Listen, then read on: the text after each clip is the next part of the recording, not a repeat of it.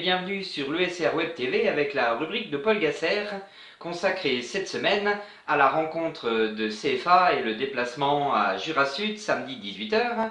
Pour l'équipe réserve, la réception et le derby contre leurs homologues tahonais dimanche 15 h à Gasser.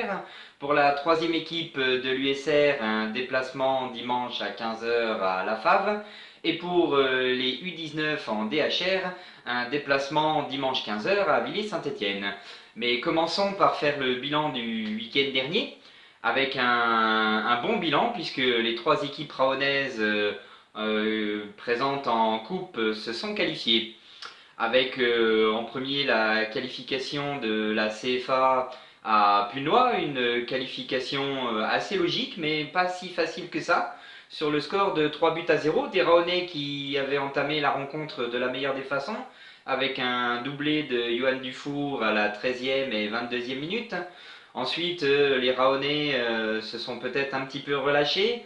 À noter aussi la sortie sur blessure de Salimou Touré, en espérant que cela ne soit pas trop grave.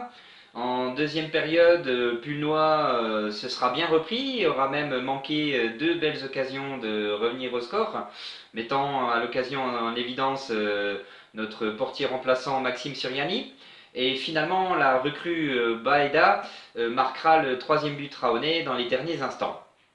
Une qualification aussi pour la troisième équipe rahonnaise en Coupe des Vosges des réserves à domicile face à leurs homologues de Solcy. Une qualification sur le score de 2 buts à 0.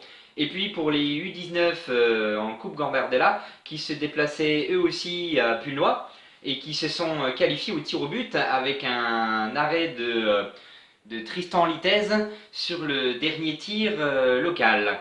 Voilà, donc un bon week-end pour nos Rahonnais. Partons un petit peu à la présentation de l'adversaire du week-end avec cette équipe de Jura Sud qui s'est elle aussi qualifiée en Coupe de France, plus largement que nous puisqu'ils se sont imposés 8-0 à Meursault. Une équipe de Jura Sud qui en championnat possède un bilan équilibré de 3 victoires pour 3 défaites. Des victoires à Chasselet, au Puy-en-Velay, 4-3.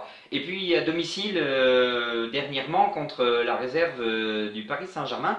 Donc une équipe dont il faudra se méfier parce que gagner à domicile, certes à domicile, mais contre la réserve du PSG, c'est assez costaud comme résultat. Voilà, donc une équipe dont forcément dans notre position, puisque nous sommes encore actuellement derniers malgré la victoire à domicile contre Chasselet il y a 15 jours. Voilà, donc il faudra être performant pour essayer de continuer cette nouvelle dynamique née de la victoire contre Chasselet et en coupe à Punois dimanche. Voilà, un petit... Non, bien, je continue avec cette équipe de Chasselet qui néanmoins a pris pas mal de buts, moins que nous, puisque nous avons la plus mauvaise défense de la poule pour l'instant, mais qui a tout de même pris 10 buts, donc si nous réussissons à garder notre cage inviolée, nous pourrons peut-être éventuellement réussir à marquer, puisque leur défense n'est pas totalement imperméable. Voilà, parlons un petit peu de l'historique des confrontations à Jura Sud, donc au stade à Moirans-en-Montagne, avec le 8 avril 2017, l'an dernier, une lourde défaite sur le score de 4 buts à 1. Les Rahonnais avaient été totalement passés à côté de leur première mi-temps avec un score de 3-0. Il s'était un peu repris en seconde période avec une réduction du score de Jean-Landry Bassiquin, quelques belles occasions de revenir à 3-2, mais finalement les locaux méritaient leur victoire. Il y a eu aussi une victoire de Jura Sud quelques années avant, le 23 août 2014, avec une victoire 1-0, un but de Miranda dans les dernières minutes du match. À noter à l'époque, sous les couleurs rahonnaises, Abdoulaye Ba était titulaire et Anthony Mascarelli et Romain Géin étaient rentrés en cours de jeu. La saison précédente, le 22 mars 2014, les Rahonnais avaient arraché le nul à Moirans.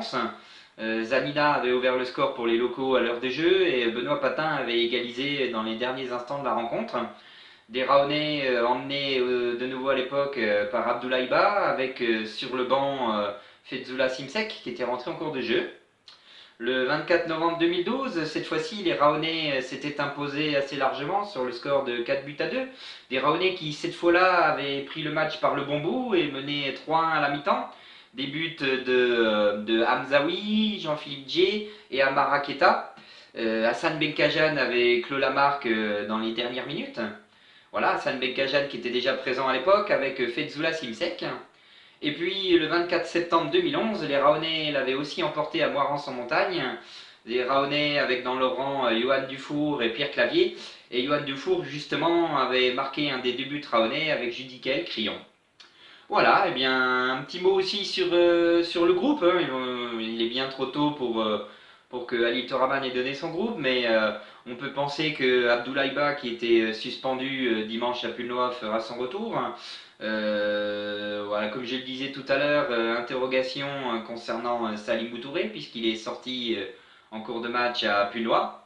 Voilà, donc je vous donne rendez-vous samedi sur le live du site officiel. Allez les Bleus!